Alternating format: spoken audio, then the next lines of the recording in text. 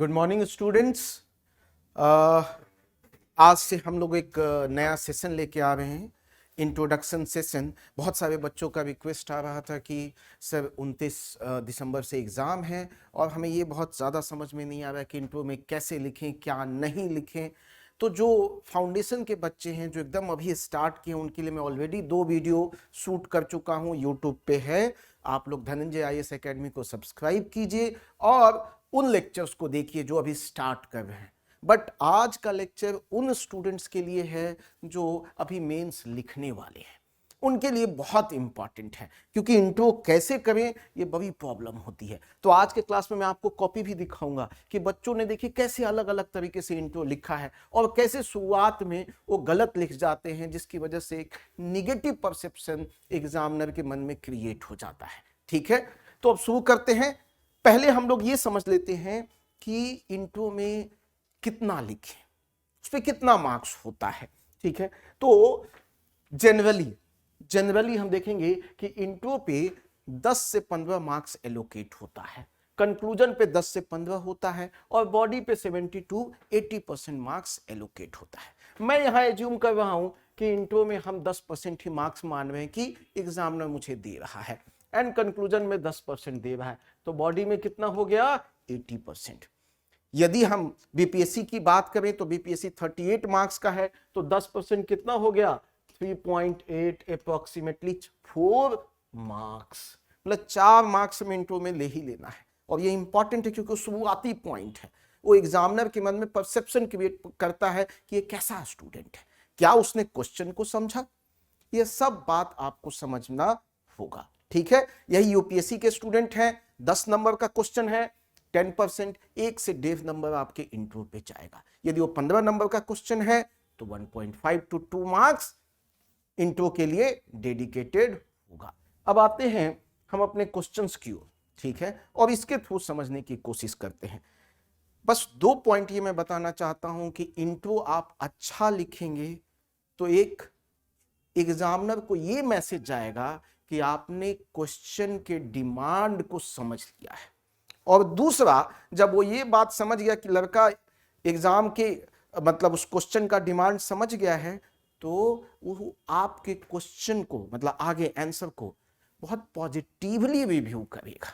ठीक है, तो देखते हैं, मान लीजिए ये क्वेश्चन है, are fundamental rights and directive principles of state policy complementary and supplementary to each other, give reasons in support of your answer। ये क्वेश्चन है। मैंने बहुत सारे आंसर्स कॉपी यहां आपके सामने दिखा रहा हूं कि बच्चों ने क्या क्या आंसर लिखे हैं। ठीक है, अब मान ले हमारा क्वेश्चन है कि are fundamental rights and directive principle of state policy complementary to each other. तो मैं पहले भी आप लोग को बता चुका हूं कि इसमें हम लोग कैसे आंसर्स को अप्रोच करेंगे। ठीक है, तो हम लोगों ने पहले भी डिस्कस किया है कि हम क्या करेंगे, पहले क्वेश्चन को ब्रेक करेंगे। अब इस क्वेश्चन को हम ब्रेक करेंगे तो ये देखिए, फंडामेंटल राइट्स 1, डीपीएसपी 2, मतलब फंडामेंटल राइट्स एंड डीपीएसपी के बारे में हम बेसिक बातें इंट्रो में समझा दें, एग्जामिनर को ये समझा दें कि सर मैं फंडामेंटल राइट का मीनिंग समझता हूं एंड डीपीएसपी का मीनिंग समझता हूं। इसकी एनालिसिस कि कंप्लीमेंट्री है कि सप्लीमेंट्री है, ये हमारा बॉडी बताएगा। ठीक है, तो हम या तो एक एविडेंस दे दें कि क्या fundamental rights and directive principal complementary and supplementary है, या हम ये समझा दें एग्जामिनर को कि सर हम फंडामेंटल राइट समझते हैं, हम डीपीएसपी समझते हैं। अब देखते हैं कि बच्चों ने क्या उसको लिखा है क्या। अब देखिए, एक बच्चे की कॉपी है, वो कह रहा है fundamental rights which are inserted in part 3 of the constitution India restrain, पता नहीं क्या लिखा है, from taking from the public on the contrary DPSPs are obligations to the state to do something for the welfare of the people with in this economic and is insertion part 4 of the, क्या लिखा समझ नहीं आया मुझे। As a examiner मुझे बहुत clear understanding नहीं मिली इस बच्चे से कि ये फंडामेंटल राइट और डीपीएससी के बारे में कितना अच्छे से समझता है। इसने मुझे समझा नहीं पाया ये मुझे। ठीक है, ये उसके बाद वो फिर आप इसकी देखेंगे तो फिर ये फंडामेंटल राइट्स के बारे में लिखने लगा। ठीक है, इसका मतलब कि उसका इंट्रोडक्शन यहां ऑलरेडी खत्म हो चुका है और मैंने ऑलरेडी आपको कहा कि इंट्रो 4 नंबर का है, इसका मतलब बीपीएससी मेंस के लिए 4 नंबर मींस यहां आधा पेज, मतलब आधा पेज एट मैक्स है आपके पास इंट्रो लिखने के लिए। ठीक है, तो यहां इनकी कॉपी देखता हूं तो मुझे लगता है कि ये मुझे समझा नहीं पाए। अब देखते हैं दूसरे बच्चे की कॉपी। दूसरा बच्चा क्या लिखता है, fundamental rights are enshrined in part 3 of the Indian Constitution, whereas directive principle of state policy are mentioned in part 4। अब ये डिफरेंशिएट करने लगा। ठीक है, further fundamental rights are justiciable in nature, where DPCSP are fundamental in nature, they are supplementary to each other in following means। अब ये body में inter कर गया। ये भी बच्चा मुझे अच्छे से नहीं समझा पाया कि वो कहना क्या चाहता है, जानता है वो, बट वो क्या हो रहा है, वो मुझे बहुत अच्छे से क्लियर अंडरस्टैंडिंग नहीं दे पाया। उसने ये नहीं बताया मुझे कि फंडामेंटल राइट आर्टिकल कहां से कहां तक है, फंडामेंटल राइट का ऑब्जेक्टिव क्या है, डीपीएसपी का ऑब्जेक्टिव क्या है। क्या किसी केस ने कहा कि दोनों कंप्लीमेंट्री एंड सप्लीमेंट्री हैं, तो मुझे क्या होता है, इस क्वेश्चन का एविडेंस मिल जाता। बट इस बच्चे ने भी ये बात नहीं बताई। आगे बढ़ते हैं, देखिए अब ये क्वेश्चन फिर ये क्या लिखती हैं, देखिए अब फंडामेंटल राइट्स, पहली बात जब भी इंट्रो लिखो ऐसे नहीं लिखना है, मतलब हेडिंग नहीं देना है आपको, इन पैराग्राफ फ्लो मैनर में लिखना है कि फंडामेंटल राइट एंड डीपीएसपी क्या है। तो सबसे पहली बात कि ये जो आपने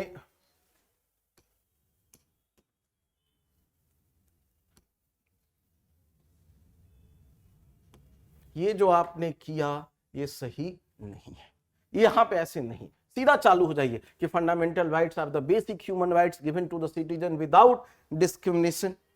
ठीक है, फिर it is enshrined in part 3 of the Indian constitution article 12 to. ठीक है, कुछ बातें सही लिखी, लेकिन फिर देखिए राइट टू इक्वालिटी ये बताने लगे, फिर फंडामेंटल राइट्स, अभी डीपीएसपी नहीं आया, एक पेज खत्म हो गया, जबकि हमको इंट्रो में ही दोनों के बारे में बताना था, बट एक पेज खत्म हो गया, अभी तक डीपीएसपी की बात नहीं हुई।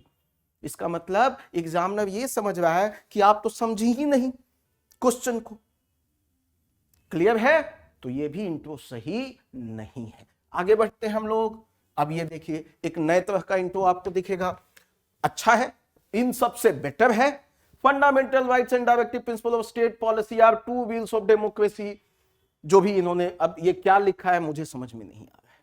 ठीक है, बेटर। अब उसके बाद ये चालू हो गए कि fundamental right given to the citizen of India which can be essential for moral, intellectual, spiritual वगैरह वगैरह।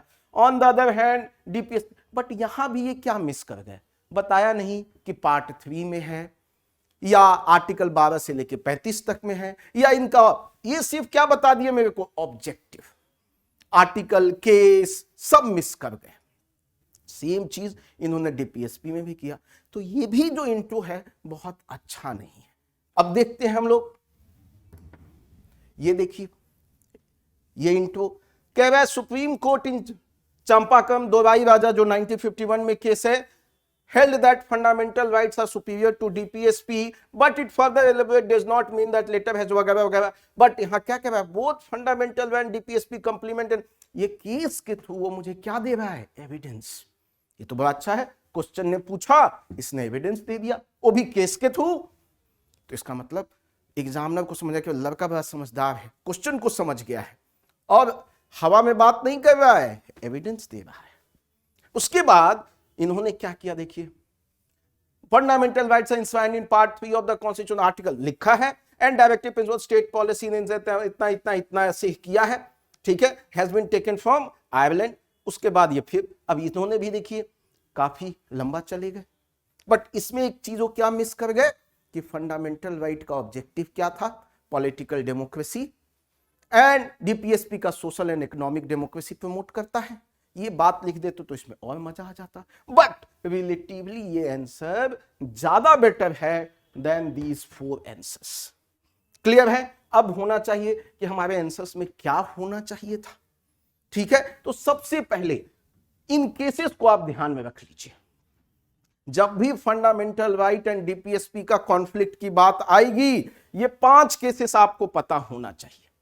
पहला, आप चंपाकम दोराई राजा 1951, ये या Dalmia cement versus union of India 1959, ये दोनों केस कहती हैं कि डीपीएसपी एंड फंडामेंटल राइट्स क्या हैं, कंप्लीमेंट्री एंड सप्लीमेंट्री हैं।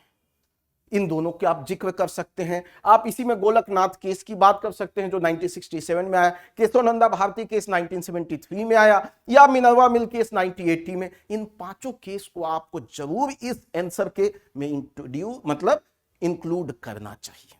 अब और क्या हमें, तो शुरुआत में एक केस को उठाइए और बोलिए कि इस केस में क्या कहा गया है और कैसे फंडामेंटल राइट्स एंड डीपीएसपी को कंप्लीमेंट्री एंड सप्लीमेंट्री कहा गया है। अब उसके बाद में जरूर मेंशन कीजिए, या मान ले आपको केस नहीं आता है, चलिए केस नहीं आया, कोई दिक्कत नहीं, लेकिन एटलीस्ट इतनी बात तो कीजिए, बताइए कि फंडामेंटल राइट पार्ट 3 में आता है, फंडामेंटल राइट कहां से कहां है, आर्टिकल 12 से 35, इतनी बेसिक बात तो बताओगे।